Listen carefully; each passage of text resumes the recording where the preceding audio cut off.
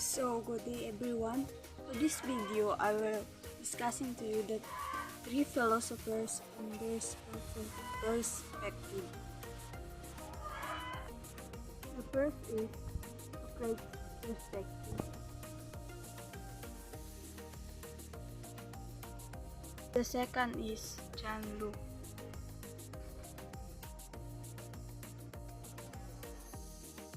And the last, Immanuel Kant.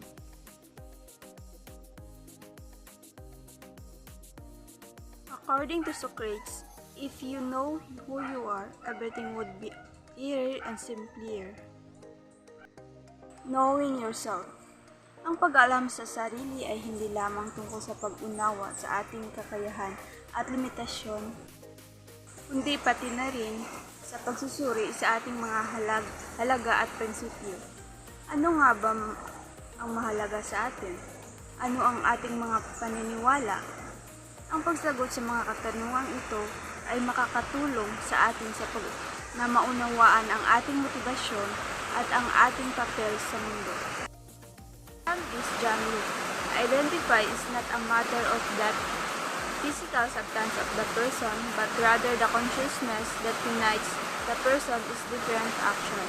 Halimbawa, ito ay kahit na ang isang bata ay nagbabago sa physical at emotional habang lumalaki, manatili siya ang parehong tao dahil maalala niya ang kanyang mga nakaraang karanasan bilang isang bata.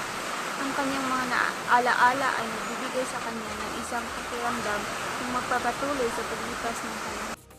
The last is Immanuel Kant, act in such as a way that always treat human, whether in your own person or any other, never imply as a means but always at the same time as an end.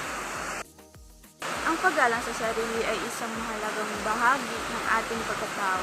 Mabubuhay ka ayon sa iyong sariling mga prinsipyo at paniniwala kahit na naiiba ito sa iba.